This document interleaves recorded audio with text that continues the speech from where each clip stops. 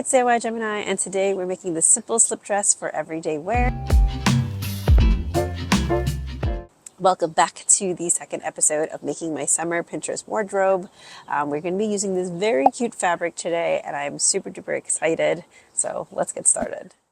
Now, I'm going to be creating a type of pattern for this dress on my own.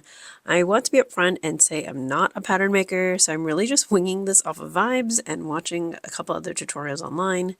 With that said, let's get started. First, I'll make a front bodice piece, which will have a 45-degree angle plunge for the neck. I also knew I wanted a thicker shoulder strap, so I made them about like 3 inches wide, 2.5 inches wide at the top. I then drew a rough armhole and curved it at the bottom. But after looking at it, the shape looked kind of wonky, so I referenced a loose-fitting t-shirt to redraw the armhole.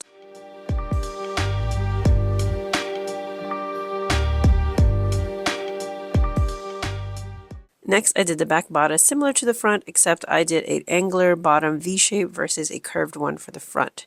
If you wanted to keep the dress even more simple than what I'm doing here, you could just use this back pattern for both the front and back. You'll just have more of a flat shape versus like a little bit curve underneath the bust. Alright, so let's cut our pattern. As I said, we're going to be using this cute fabric today, and first we're going to fold one corner to the opposing selvage edge, just like the factory edge, at a 45-degree angle. This isn't totally necessary for this part, but it just gives it a little bit more stretch when wearing, when you're moving about. I cut the front pieces and back pieces using the front side of the pattern, and then cut them using the back side of the pattern as well. That's going to give us 4 front panels and 4 back panels. I then lined up the shoulder seam of one front panel to the shoulder seam of the back panel, right sides facing, and then the armhole should be on the same side.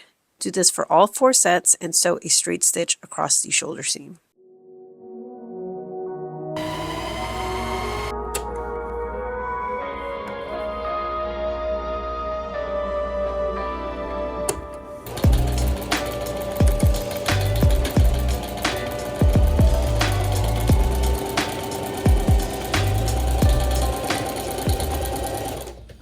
Next, I open up each set and press the seam open. Now we're going to have matching sets right sides facing. This is our front and this is our back. This is the center where our neck and chest will go. And then we're going to sew these seams and then both of our armholes.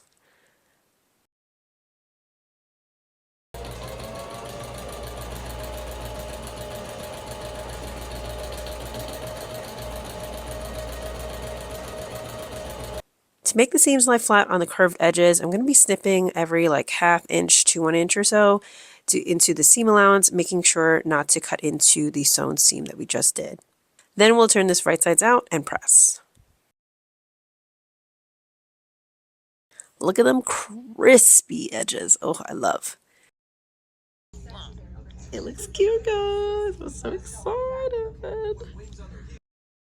Next, I'll sew this short seam here on all sets and also match the centers of each bodice piece and sew them together. We'll do this for the front and back respectively, so now we'll have one full bodice piece sewn together.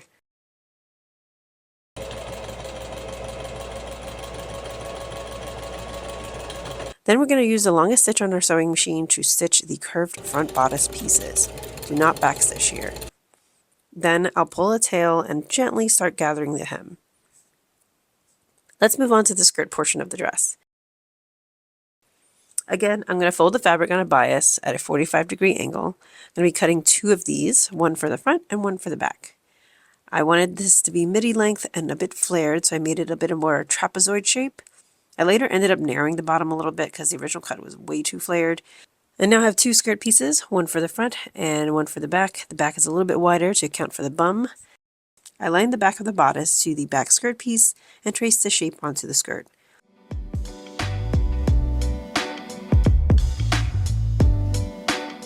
I'll do the same for the front.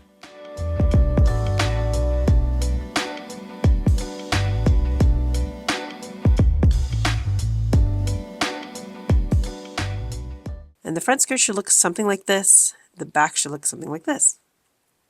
I'll then sew the front and back skirts pieces together along the long sides, right sides facing. And if you wanted to add slits to the seams, you can stop earlier from the bottom and just sew the hems in. I ended up adding slits on mine as well. We're not going to sew the bottom hem just yet though. Next, let's attach the top bodice to the skirt. It's hard to tell with my fabric how it's going, but it is right sides facing on the inside here. And then I realized I didn't sew the short sides together yet, so let me do that real quick. Okay, we're back. So we have the bodice of right sides facing, and then we're going to tuck the skirt right into it with right sides of the skirt facing the right sides of the bodice. I'll then pin them in place and sew with a straight stitch. And then this is what our dress is looking like so far. We are almost done. We're going to hang it overnight to let it stretch naturally. The next day, even out the bottom hem because it was a little bit wonky after being stretched overnight, and sewed the bottom hem. Now let's see our finished product on my trip.